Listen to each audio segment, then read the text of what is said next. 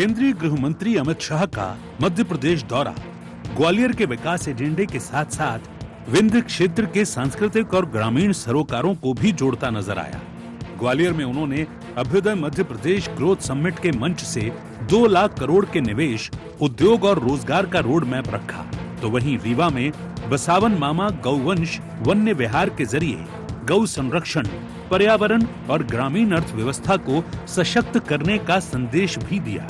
ग्वालियर के मेला ग्राउंड में Abhyuday Madhya Pradesh growth summit के दौरान अमित शाह ने पूर्व मुख्यमंत्री दिग्विजय सिंह पर तीखा हमला बोला। उन्होंने कहा कि दिग्विजय सिंह के शासन के दौरान मध्य प्रदेश बीमारू राज्य बनकर गया था। शिवराज सिंह चौहान ने मध्य प्रदेश से बीमारू राज्य का टैग हटाया। अब मोहन यादव शिवराज सिंह से ज्यादा ऊर्जा के साथ इसे आगे बढ़ाने का काम कर रहे हैं। इससे निश्चित रूप से मध्य प्रदेश अब विकसित राज्य बनेगा। भारत रत्न अटल बिहारी वाजपेयी की 101वीं जयंती, ग्वालियर में अभ्युदय मध्य प्रदेश ग्रोथ समिट, केंद्रीय गृह मंत्री अमित शाह व सीएम डॉक्टर मोहन यादव ने किया शुभारंभ। ग्वालियर व्यापार मेले का उद्घाटन, अटल संग्रहालय के नवीनीकरण कार्य का लोकार्पण, 2 लाख करोड़ रुपए की परियोजनाओं का भूमि पूजन व लोकार्पण, 1655 औद्योगिक इकाइयों की शुरुआत, करीब 1.93 लाख रोजगार सृजन का दावा। रीवा में बसावन मामा गौवंश वन्य विहार में कृषक सम्मेलन, गृह मंत्री अमित शाह ने गौवंश संरक्षण पर दिया जोर। ग्रामीण आजीविका से गौ आधारित मॉडल को जोड़ने पर फोकस, स्थानीय रोजगार और पर्यटन को बढ़ावा देने की योजना। एक जमाने में दिग्विजय सिंह का शासन था, मध्य प्रदेश बीमारू शासन बनकर रह गया, बीमारू राज्य बनकर।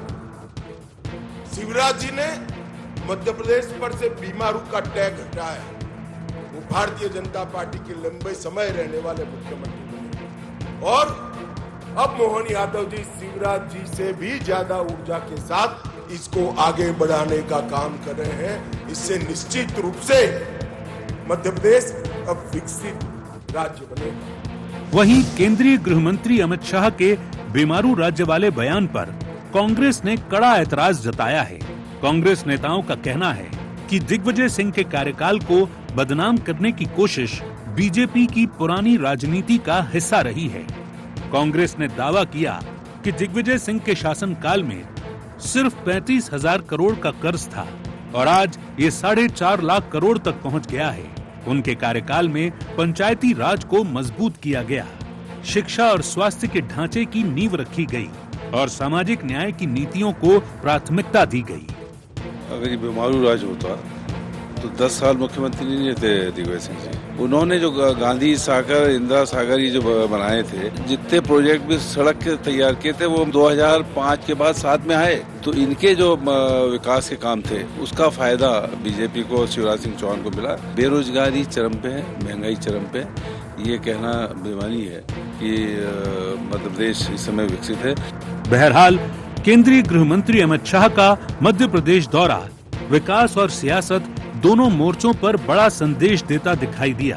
बीजेपी जहां ग्वालियर ग्रोथ समिट के जरिए निवेश, रोजगार और औद्योगिक विस्तार को प्रदेश की नई पहचान बता रही है, वहीं रीवा के बसावन मामा गौवंश वन्य विहार के माध्यम से ग्रामीण अर्थव्यवस्था, पर्यावरण और सांस्कृतिक सरोकारों को जोड़ने की कोशिश भी साफ नजर आई। वहीं बीमारू राज्य वाले बयान ने एक बार फिर मध्य प्रदेश की सियासत को गरमा दिया। Bureau report, IND 24।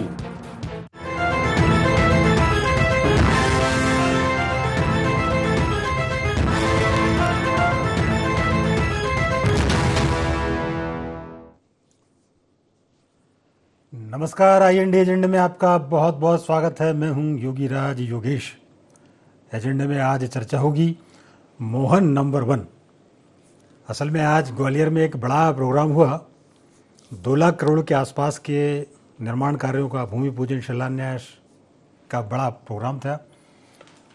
केंद्रीय गृह मंत्री अमित शाह इसमें शिरकत करने आए और ख़ुद अमित शाह ने ये कहा कि ये बड़ा ऐतिहासिक कार्यक्रम हुआ। यहाँ बहुत सारी बातें प्रोग्राम को लेकर कही गई, डेवलपमेंट को लेकर बात की गई, लेकिन सबसे ज़्यादा चर्चा में बात वही रही जिसका कि अभी जिक्र हो रहा था कि दिग्विजय सिंह के शासन में ये मध्य प्रदेश जो था बीमारू राज्य था। शिवराज सिंह चौहान ने उसको बाहर निकाला और अब मोहन यादव उसको तेज़ गति से विकास की रफ्तार की तरह ले जा रहे हैं। तो निश्चित तौर पर ये एक बड़ा गृह मंत्री की तरफ से कॉम्प्लीमेंट मध्य प्रदेश के लिए माना जा सकता है। जब गृह मंत्री जी ऐसा कह रहे थे तो मुख्यमंत्री जी भी बड़े प्रसन्न नजर आए, वो ताली बजाते नजर आए। प्रोग्राम के दौरान उन्होंने सांसद ज्योतिरादित्य सिंधिया को, केंद्रीय मंत्री ज्योतिरादित्य सिंधिया को उन्होंने कहा कि यहाँ के राजा साहब ज्योतिरादित्य सिंधिया, तो ये भी एक बड़ा चर्चा का विषय रहा। अब ये चूँकि 2-3 बातें उन्होंने कह दी हैं तो समिट तो अपनी जगह है, लेकिन ये आने वाले दिनों में यही चर्चा का विषय रहेगी। बहरहाल ये एक बड़ा प्रोग्राम डेवलपमेंट को लेकर था। ये जो अभ्युदय मध्य प्रदेश के नाम से जो प्रोग्राम आयोजित किया गया, जो समिट आयोजित की गई, इन्वेस्टरों ने वहाँ शिरकत की और बताया गया कि पूरे मध्य प्रदेश का नक्शा कैसे बदल रहा है, कैसे यहाँ इंफ्रास्ट्रक्चर डेवलप हुआ, कैसे बड़ी बड़ी सड़कें, चौड़ी सड़कें, चमचमाती सड़कें बन रही हैं। आज तो खुद अमित शाह ने कहा कि मध्य प्रदेश में सड़कें तो अब पहले से बेहतर हो गई, बढ़िया शानदार सड़कें, और देश का हृदय प्रदेश होने की वजह से सारे प्रदेशों से वो जुड़ा हुआ है। और ऐसा डेवलपमेंट किया जाए कि प्रदेश के जो बाउंड्री वाले सराउंडिंग जो स्टेट्स हैं वहाँ यूनिट्स लगाई जाएं, तो नेचुरल रूप से एक बड़ा सेंटर मध्य प्रदेश बनेगा। उन्होंने कहा भी कि देश का बड़ा इंडस्ट्रियल हब के रूप में आने वाले दिनों में देखा जाएगा। तो बहुत सारी बातें उस मंच पे हुई, इस कार्यक्रम को लेकर हुई। इसके बाद एक रीवा में बड़ा प्रोग्राम हुआ, बसावन मामा गोवंश वन्य विहार के जरिए। तो सरकार ये संदेश देने की कोशिश कर रही कि एक तरफ हम उद्योग धंधे को बढ़ाने के लिए कमर कस रहे हैं, वैसे ही दूसरी तरफ हम गौवंश, गौपालन, गाय, दुग्ध, इस क्रांति की तरफ अब हम आगे बढ़ रहे हैं। तो ये 2 बड़े प्रोग्राम आज मध्य प्रदेश में हुए, दिन भर इन प्रोग्रामों की चर्चा रही। तो आज प्रोग्राम में हम भी इस प्रोग्राम को लेकर क्या क्या बातें हुई, उस बात पर चर्चा करेंगे। चर्चा शुरू करने से पहले आइए डाल लेते हैं आज के एजेंडा पॉइंट्स पर एक नज़र। अमित शाह के ग्वालियर रीवा दौरे के क्या है मायने? क्यों अमित शाह के फिर निशाने पर आए दिग्विजय सिंह? अभ्युदय मध्य प्रदेश ग्रोथ समिट का कितना मिलेगा लाभ? कांग्रेस क्यों बता रही इसे हवाई विकास? तो ये थे एजेंडा पॉइंट्स। और डिबेट ओपन करूं उसके पहले सभी मेहमानों से आपका परिचय करा दूं। मेरे साथ बीजेपी की मीडिया पैनलिस्ट मंजरी जैन जी हमारे साथ। मंजरी जी, प्रोग्राम में आपका बहुत बहुत स्वागत है। नमस्कार। कांग्रेस के प्रवक्ता राहुल राज हमारे साथ हैं। राहुल जी, प्रोग्राम में आपका भी बहुत बहुत स्वागत है। और वरिष्ठ पत्रकार संदीप पौराणिक जी हमारे साथ हैं। संदीप जी, प्रोग्राम में आपका भी बहुत बहुत स्वागत।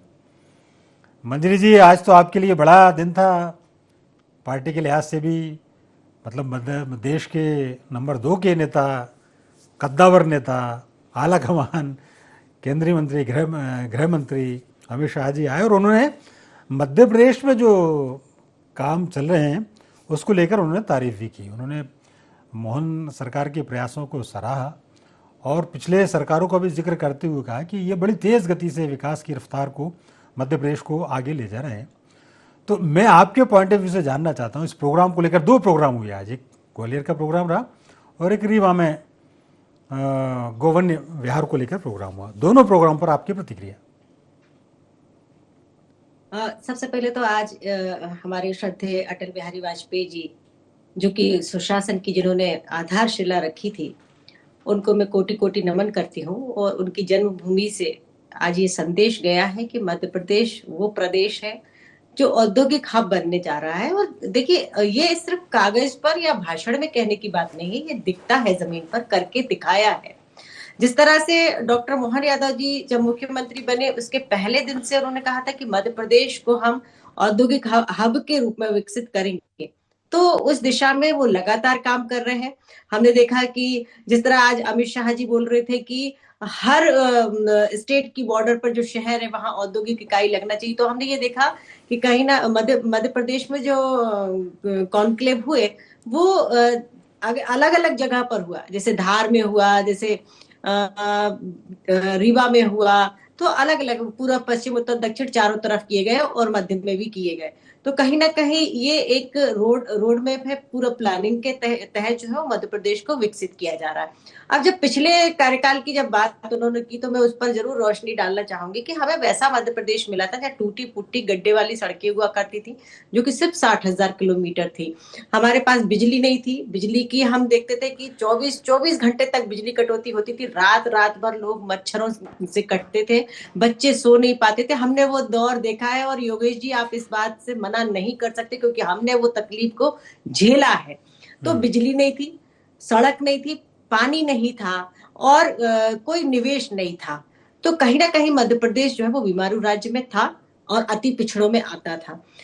जब 2003 में भारतीय जनता पार्टी की सरकार बनी तो लगातार हमने मध्य प्रदेश को आगे बढ़ाने के लिए, बीमारू से विकसित राज्य बनाने के लिए जो है हमारे जो मुख्यमंत्री रहे पूर्व में, चाहे वो उमा भारती जी रही हो, चाहे बाबूलाल गौर जी रहे हो, शिवराज सिंह चौहान जी तो सबसे लंबे समय मुख्यमंत्री रहे हैं। तो उन्होंने इस मध्य प्रदेश को आगे लाने के लिए और वैसा वातावरण तैयार किया ताकि निवेशक मध्य प्रदेश की धरती पर आए और उद्योगों की इकाइयां यहाँ स्थापित हो। लगातार इस क्षेत्र में काम करते हुए डॉक्टर मोहन यादव जी ने जिस द्रुत गति से काम किया है और जिस प्लानिंग के साथ काम किया, तो निश्चित तौर पर वो उनकी तारीफ करना चाहिए। स्वागत योग्य काम किया है उन्होंने। जो नींव रखी गई थी उस पर इमारत गढ़ने का जो काम डॉक्टर मोहन यादव जी कर रहे हैं, निश्चित तौर पर आज अमित शाह जी ने जो कहा है वो अक्षरशः उन्होंने साबित करके दिखाया है और मध्य प्रदेश आगे बढ़ रहा है नई तरुणाई के साथ, नई अंगड़ाई के साथ और आत्मनिर्भर भारत का जो कॉन्सेप्ट है उसमें आत्मनिर्भर मध्य प्रदेश बन रहा है, ताकि हम मध्य प्रदेश को मजबूत आर्थिक शक्ति बनाने में मध्य प्रदेश की अहम भूमिका हो। ये इसको इंगित करते हुए आज जो है मध्य प्रदेश आगे बढ़ रहा है। निश्चित तौर पर आने वाले समय में हमारे प्रदेश का युवा जो है, जो बाहर जाने को विवश होता था, पलायन ज्यादा होता था, उसको रोकने में हम कामयाब हुए हैं और आगे हर शहर में उद्योग हो, हर शहर का बालक वहां अपने के साथ रहकर वहां काम कर सके, रोजगार कर सके। देखिए सिर्फ नौकरी पाना ही रोजगार नहीं होता, खुद का रोजगार स्थापित हो, जैसे एमएसएमई के माध्यम से, नए स्टार्टअप्स के माध्यम से। जिस आत्मनिर्भर भारत की हम बात करते हैं तो उसमें हर युवा, हर किसान, हर महिला, हर वर्ग जो है वो सशक्त हो, उसके हाथ में रोजगार हो। इस ओर हमारी सरकार लगातार प्रयास कर रही है, काम कर रही है और वो काम जमीन पर उतर रहा है। जैसे कि आज 2 लाख करोड़ के जो हमने भूमि पूजन किए हैं माननीय अमित शाह जी के माध्यम से और कुछ लोकार्पण किए हैं। 1655 इकाइयों का भूमि पूजन लोकार्पण हुआ है। तो ये ऐसे ही नहीं हुआ, सिर्फ घोषणाएं नहीं है, ये दिख रही है, सामने है, जनमानस और जनता उसका लाभ भी ले रही है और आने वाले समय में और ज्यादा इसका लाभ जो है वो जनता को मिलेगा। ठीक मंजरी जी। राहुल जी, अब आप देखिए, मंजरी जी ने बता भी दिया कि ना बिजली पड़क, ना सड़क, ना पानी, दिग्विजय की यही कहानी और कार्यक्रम में भी उनका जिक्र हुआ। बहरहाल आप अपना पक्ष रखिए। दूसरा ये बात भी है कि प्रदेश के जो डेवलपमेंट कार्य को लेकर यदि आपको कुछ बोलना, इंफ्रास्ट्रक्चर को लेकर बोलना हो, यहाँ जो इन्वेस्टर समिट भी जिस तरीके से हो रही है अभ्युदय मध्य प्रदेश के माध्यम से, जगह जगह पर जाकर समिट जो हो रही हैं और एक माहौल बनाया जा रहा है निवेश को लेकर, उस पर भी आपका रिएक्शन? हम वहीं से शुरू करते हैं जहाँ से मंजरी जी ने अपनी बात, जहाँ से दिग्विजय सिंह जी छोड़ गए थे। दिग्विजय सिंह जी ने जब मध्य प्रदेश के मुख्यमंत्री पद से अपना इस्तीफा दिया और उन्होंने राज्यपाल को जब अपना इस्तीफा सौंपा था, क्योंकि सरकार हमारी नहीं बनी थी मंजरी जी, उस समय लगभग 20,000 करोड़ का कर्जा था। आज 4.5 लाख करोड़ का कर्जा है। हम मध्य प्रदेश में ऐसे प्रदेश में रह रहे हैं मंजरी जी जहां हम कर्ज का ब्याज चुकाने के लिए भी कर्ज ले रहे हैं। लगातार मुख्यमंत्री जी हर 2-3 महीने में 3-4 हजार करोड़ का कर्जा लेते हैं। आज पता है मंजरी जी हम लगभग ब्याज कितना चुकाते हैं? 27,000 करोड़ का, उससे ज्यादा जितना कि दिग्विजय सिंह जी के कार्यकाल में हमारा कर्ज था। आप बात कर रहे हो उद्योग की, आपने कहा 2025 को हम रोजगार और उद्योग वर्ष के तौर पे मनाएंगे। आज 25 तारीख हो गई है और लगभग 8:15 बज चुके हैं। 6 दिन बाद ये पूरा उद्योग वर्ष खत्म हो जाएगा। मुख्यमंत्री जी ने अपने मुखारविंद से लगातार जो इन्वेस्टमेंट समिट के बाद आंकड़े दिए वो होते हैं लगभग 32 लाख करोड़ का निवेश और 26 लाख रोजगार। कहां है? 1 लाख सरकारी नौकरी 31 दिसंबर तक दे देंगे। कहां है मंजरी जी वो रोजगार? उन्होंने विधानसभा में कहा। और दिग्विजय सिंह जी की तारीफ अगर सुननी हो तो माननीय कैलाश विजयवर्गीय जी से सुन लीजिए। कुछ दिन पूर्व इनने सदन में जो बातें कही थी, अगर वो तथ्यात्मक नहीं थी तो या तो कैलाश विजयवर्गीय जी झूठ बोलते हैं या सदन के आंकड़े झूठ बोलते हैं। अब थोड़ा आगे बढ़ते हैं। आपके महान गृह मंत्री अमित शाह जी आज मध्य प्रदेश आए। उनके बगल में मुस्कुराते हुए मध्य प्रदेश के मुख्यमंत्री जो स्वयं गृह मंत्री हैं और शायद वहां मौजूद थे कि मुझे पता नहीं है, टीवी पे देख रहे थे, मध्य प्रदेश के सहकारी मंत्री। इनको कहिए बीच में न टोके, मैं बात भूल जाऊंगा। बात तथ्य की है और जनता के हित की है। नहीं, वो ये कह रहे हैं कि वो देश के गृह मंत्री हैं। हाँ, पूरे देश के गृह मंत्री, हमारे गृह मंत्री, आपके गृह मंत्री आज मध्य प्रदेश की धरती पे आए और उनके बगल में मध्य प्रदेश के मुख्यमंत्री जो कि गृह मंत्री है बैठे थे और साथ में मुस्कुराते हुए चेहरे दिख रहे थे एक सहकारिता मंत्री विश्वास सारंग जी का, जो शायद टीवी पे थे कि वहां थे वो नहीं पता। लेकिन क्या देश के गृह मंत्री ने मध्य प्रदेश के गृह मंत्री से यह पूछा कि जनवरी 2024 से लेकर जून 2025 तक जो 23,129 बच्चियां मध्य प्रदेश से गायब हुई वो कहां हैं? 43 बच्ची प्रतिदिन मध्य प्रदेश से गायब हो रही। मंजरी जी, इसका जवाब तो वो ले लेते।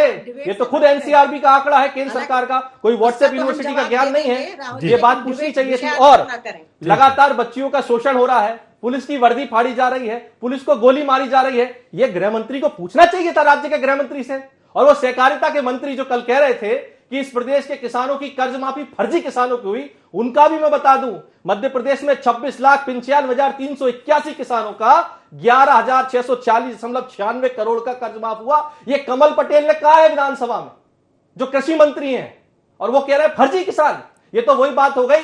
मैं एक और बात कहूं, रीवा में अभी आपने क्या कहा, कौन से किसानों के गऊ वाले कार्यक्रम में थे, वो कह रहे थे केमिकल फर्टिलाइजर से मध्य प्रदेश का किसान ऐसी खेती कर रहा है जिससे लोगों का बीपी बढ़ रहा है, शुगर बढ़ रही है। क्या हम लोगों को बीमारी देने वाली खेती करेंगे? वाह साहब, केमिकल फर्टिलाइजर क्या सरकार देती है, किसान खुद उगाता है?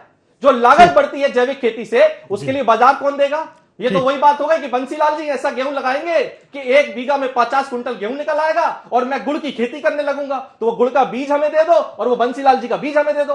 किस प्रकार की बात कर रहे हैं? मध्य प्रदेश में अराजकता चरम पर है, बच्चियों का शोषण हो रहा है, ड्रग्स माफियाओं के साथ आपके विश्वास सारंग घूम रहे हैं और आप कह रहे हो सब कुछ बहुत बढ़िया और सब गलत दिग्विजय सिंह जी ने किया। क्या बात है मंत्री जी? महिला होने के नाते ये बता देना आप मुझे, ये जो 23,129 बच्चियां गायब हुई हैं, इनका क्या हुआ? ठीक ठीक। अच्छा, एक बात जरूर है कि कांग्रेस के प्रवक्ता जो है बड़े धारदार तरीकों से और मतलब हाव भाव सबसे 18 साल में मतलब बीजेपी के में कम से कम कांग्रेस के प्रवक्ता ऊर्जावान तो हो गए। आज आपकी स्पीच से मुझे ऐसा लगा। खैर, एक टिप्पणी लेते हैं, न्यूट्रल टिप्पणी संदीप जी पौराणिक जी से। आप ये जो दोनों प्रोग्राम हुए उस पर एक निष्पक्ष पत्रकार की राय, दूसरा वास्तव में जो डेवलपमेंट का जो सिलसिला शुरू हुआ अभी पिछले 2 सालों में, ख़ासतौर पर ये जो समिट्स जो हो रही हैं, इन्वेस्टर समिट्स को लेकर अभी तक पूरे प्रदेश में 32 लाख करोड़ के आसपास के निवेश की जो बात हो रही है, इस पर भी आप अपनी टिप्पणी दें। वास्तव में इसका असर अब दिख रहा कि नहीं दिख रहा? देखिए योगी जी, आज 2 कार्यक्रम हुए, एक औद्योगिक विकास की बात और दूसरी तरफ ग्रामीण विकास की बात। 2 पक्ष हैं। स्वाभाविक सी बात है, ये देश, ये प्रदेश 2 हिस्सों में बटा हुआ है, एक शहरी और दूसरा ग्रामीण। अगर दोनों क्षेत्रों की अर्थव्यवस्था को हम बेहतर करते हैं, भाई ग्रामीण के लिए आपको गाय गोबर गाय इस खेती पे बात करनी पड़ेगी, तब ग्रामीण अर्थव्यवस्था मजबूत होगी। दूसरा शहरी पे विकास और औद्योगिक विकास पे आपको जाना पड़ेगा। ये प्रयास हो रहे हैं, इसे हम नहीं नकार सकते। जहाँ तक दिग्विजय सिंह जी की बात आई है, तो दिग्विजय सिंह का कार्यकाल गुजरे बहुत लंबा अरसा गुजर गया, कोई आज तो खत्म हुआ नहीं है, 25 साल हो गए हैं। लेकिन बीजेपी के लिए सबसे ज्यादा मुफीद दिग्विजय सिंह रहे, क्योंकि बंटाढार कह के उमा भारती सत्ता में आई थी। वो एक ऐसा दौर था कि दिग्विजय सिंह का जो चेहरा है, उनकी योजना है, वो तमाम चीज़ें चर्चाओं में रही। और ये भी बात बिल्कुल सही है कि मध्य प्रदेश बिजली सड़क पानी को लेकर संकट में एक दौर में हुआ करता था। आज इंफ्रास्ट्रक्चर बेहतर हुआ है, बिजली लोगों को मिल रही है, पानी मिल रहा है। लेकिन जहाँ तक बात आ रही है पिछले 2 साल की मनमोहन यादव सरकार की, कोशिशें हो रही हैं। क्या होता है योगी जी, एक सरकार कोशिश करती है और अगली पंचवर्षीय योजनाएं वो फलीभूत होती नजर आती हैं। और क्या होता है कि क्रेडिट फिर दूसरी सरकार ले लेती है। अगर बदल जाती है, दल बदल जाता है, तो क्रेडिट वो सरकार ले लेती है जिसके कार्यकाल में वो काम होता है। तो मुझे लगता है कि मोहन यादव सरकार कोशिश कर रही है। एक छोटा सा सवाल बस, फिर आप अपनी बात करना। एक सरकार कोशिश करती है और आने वाली सरकार उसका क्रेडिट ले लेती है, तो 50 साल से तो कांग्रेस ही थी, फिर दिग्विजय सिंह के शासन में ये गड्ढम गड्ढे वाली स्थिति क्यों? देखिए आप दो चीजें समझिए, 93 का मध्य प्रदेश, 2000 तक का मध्य प्रदेश और 2003 का मध्य प्रदेश। दिग्विजय सिंह के कार्यकाल में, मैं कोई दिग्विजय सिंह की पैरवी नहीं कर रहा, उनके शासनकाल की पैरवी नहीं कर रहा, 3 इशू बड़े थे, उसके अलावा इशू नहीं थे। योगी जी हम लोग भी पत्रकारिता करते रहे हैं, सक्रिय रहे हैं। मेन इशू और बीजेपी, देखिए आप एक चीज माननी पड़ेगी, बीजेपी विषयों को उठाने में पूरी ताकत लगा देती है और उसका नेटवर्क इतना स्ट्रांग है कि ऊपर से कही बात एज इट इज नीचे तक पहुंचती है। उस समय बिजली की समस्या थी, इससे नहीं नकार सकते। उस समय सड़क की समस्या थी, इससे हम नहीं नकार सकते। लेकिन स्थितियां एकदम विपरीत थी, या मध्य प्रदेश बहुत बुरे हाल में था, मैं ये स्वीकारने तैयार नहीं हूं। ये बात सही है कि कर्मी कल्चर उस समय विकसित हुआ, तमाम चीजें हुई, लेकिन जब आपका बजट बढ़ता है योगी जी, कर्ज भी तो बढ़ रहा। अगर हम ये बात करेंगे कि दिग्विजय सिंह के काल में क्या पैसा था, कितना कर्ज था, आज कहां पहुंच गए, तो मेरा ये मानना है कि वर्तमान दौर की सरकार कोशिश कर रही है, प्रयास कर रही है कि निवेश आए, रोजगार मिले। मुझे लगता है कि इसका असर हमें कुछ समय बाद देखने को जरूर मिलेगा। ठीक बात। मंजरी जी जो एक बात पर जो चिंता जाहिर कर रहे थे, राहुल जी ने भी कहा और बार बार ये बात आती है कि उनके समय तो कर्ज बहुत कम था और आपके समय कहाँ कर्ज पहुंच गया, इस बात पर भी आप अपनी बात रखी। और जो राहुल जी ने जो आरोप लगाया उस पर भी आपको जो बोलना हो। देखिए, सबसे पहली बात तो ये जो कर्ज की बात करते हैं जोर जोर से चिल्ला कर, तो राहुल जी को मैं ये बता दूं कि जितना मध्य प्रदेश का आपका बजट था आपके कार्यकाल में, दिग्विजय सिंह जी के कार्यकाल में, आज एक एक विभाग का जो बजट है वो उससे ज्यादा है। और जो हम कर्ज लेते हैं वो आरबीआई के नियम के तहत लेते हैं। हमारा कोई राज्य दिवालिया तो नहीं हो गया है, हमारे राज्य की कोई स्थिति खराब नहीं है कि हमको कर्ज आरबीआई देने में मना कर रहा हो। हम समय पर इंस्टॉलमेंट भर रहे हैं तब हमको कर्ज मिल रहा है। अच्छा, अब कर्ज किस लिए ले रहे हैं? हमारे 6 लेन एक्सप्रेस वे हाईवे बन रहे हैं, 4 लेन हाईवे बन रहे हैं, इंफ्रास्ट्रक्चर के ऊपर काम हो रहा है, बड़े बड़े विकास के कार्य हो रहे हैं, तो मेडिकल कॉलेजेस बन रहे हैं, स्वास्थ्य पर काम हो रहा है, ग्रामीण क्षेत्र पर काम हो रहा है, तो लगातार हम इस पर काम कर रहे हैं। आपके समय फिर वही बात आएगी कि बीमारू राज्य, भाई कुछ था ही नहीं। हम कह रहे हैं, माननीय वरिष्ठ पत्रकार महोदय कह रहे थे कि इतनी स्थिति खराब नहीं थी, लेकिन मैं उनसे क्षमा चाहती हूँ। वैसे मैं कभी आपका विरोध नहीं करती हूँ, लेकिन मैं उसमें कहना चाहती हूँ कि वास्तव में बहुत ज्यादा स्थिति खराब थी मध्य प्रदेश की। आप देखिए, जहां पानी की व्यवस्था ना हो, बिजली के क्या हाल थे। किसान यदि खेत में खड़ा है, उसने सोचा रात में 1 घंटे के लिए लाइट आई है, बेटा उस तरफ खड़ा है, उसने कहा भैया लाइट चालू कर दे। उसने जब तक वो वहां पहुंचा लाइट चालू की, तब तक लाइट चली गई। ये तो स्थिति थी भाई। 3% जो है वो कृषि विकास दर थी, आज कितनी है? 19% से अधिक है। बहुत बड़ा फर्क है। 7,500 हेक्टेयर भूमि सिंचित थी, आज कितनी है? 55 लाख हेक्टेयर भूमि सिंचित। हम 1 लाख हेक्टेयर भूमि सिंचित करने की और लक्ष्य रखकर काम कर रहे हैं, तो बहुत बड़ा अंतर है। देखिए, आप 50 साल से 20 साल की तुलना करेंगे तो कहाँ विकास बैलगाड़ी और साइकिल पर चल रहा था, कहाँ विकास यदि मैं कहूं तो बुलेट ट्रेन की रफ्तार से चल रहा है। तो बहुत बड़ा फर्क है, बहुत बड़ा फर्क है। और ये फर्क हम गिनाने के लिए जब कांग्रेस के सामने खड़े होते हैं तो बहुत आत्मविश्वास के साथ खड़े होते हैं। राहुल जी कितनी जोर से चिल्ला ले, कितनी भी एक्टिंग कर ले चैनल के ऊपर बैठकर, सत्य सत्य रहेगा और जनता देख रही है और जनता ही उसका परिणाम दे रही है। लोकतंत्र में तो जनता ही भगवान होती है। हमारी जो मास्टर है वो जनता है, वही हमको परिणाम दे रही है, वो आपको भी दे रही है। ठीक बात। राहुल जी देखिए मंजरी जी, मैंने तो तथ्य एनसीआरबी के दिए आपको वो एक्टिंग लग रही है। जिस प्रकार सत्य को नकारा नहीं जा सकता, उस प्रकार तथ्य भी नहीं जुटलाया जा सकता। सुन लिया आपने कहा कर्ज करते हो, आप बजट बढ़ाते जा रहे हो। हाँ, दोनों महिलाओं का जवाब, 43 महिला प्रतिदिन गायब हो रही है, उस पर मंजरी जैन जी का क्या कहना है? बच्चियों का शोषण हो रहा है, उस पर मंजरी जैन का क्या कहना है? मंजरी जैन बताएं कि जिस प्रकार से इस प्रदेश की, इस भोपाल की बच्चियों को ड्रग्स देकर उनकी वीडियो शूटिंग कर ली गई, इस पर मंजरी जैन का क्या कहना है? खैर बहरहाल अपन बात करते हैं काम की। 16 गुना कर्ज बढ़ा आपकी सरकार में, दिग्विजय सिंह जी की सरकार से, उस पर क्या कहना चाहोगी? मालनपुर, पीतमपुर, इसके बाद आपका मंडीदीप किसने एस्टैब्लिश किया? मंत्री जी एक आध बड़ा उद्योग का क्षेत्र तो बता दो जो आपने किया हो। इंदिरा सागर, गांधी सागर किसने एस्टैब्लिश किया? आपने किया, भारतीय जनता पार्टी ने किया। और मुझे ये बताइए, खाद की लाइन में किसान को लठ मारे जा रहे हैं, लाडली बहना को थप्पड़ मारा जा रहा है, ये बात गृह मंत्री जी ने पूछी क्या?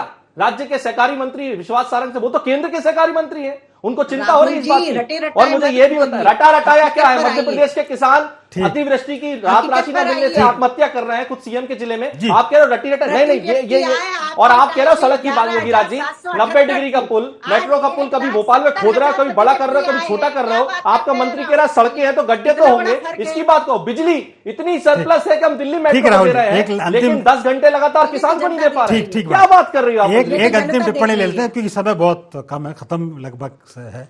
संदीप जी, एक तो इस प्रोग्राम को लेकर अभी जो दोनों पक्ष आपने सुने उस पर भी आप बोलिए।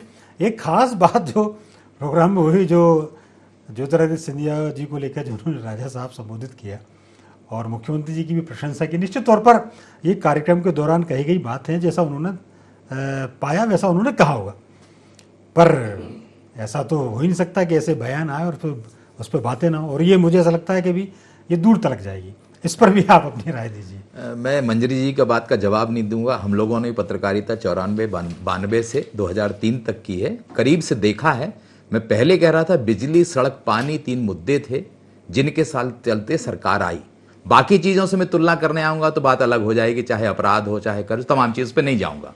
लेकिन जो बात आपने कही कि मंच से जो अमित शाह ने कहा, स्वाभाविक सी बात है कि वो ग्वालियर में थे, एक संकेत और संदेश दे गए हैं जो छुपा हुआ है योगी जी। उन्होंने एक तरफ ज्योतिरादित्य सिंधिया की को राजा कहा, मोहन यादव की तारीफ की। इसका राजनीतिक अर्थ बड़ा है और मुझे लगता है कि आने वाले समय में वो नजर भी आएगा। बिल्कुल, ये बिल्कुल आपने बहुत मार्के की बात की और आने वाले दिनों तक, कुछ दिनों तक इनकी चर्चा होगी। बहरहाल आज आप तीनों ने बड़े ऊर्जा भरी बातें इस बहस के दौरान व्यक्त की। आप तीनों का बहुत बहुत धन्यवाद, शुक्रिया। तो IND एजेंडा में फिलहाल इतना ही। आप हमारे साथ बने रहिए, जुड़े रहिए और देखते रहिए IND 24। नमस्कार।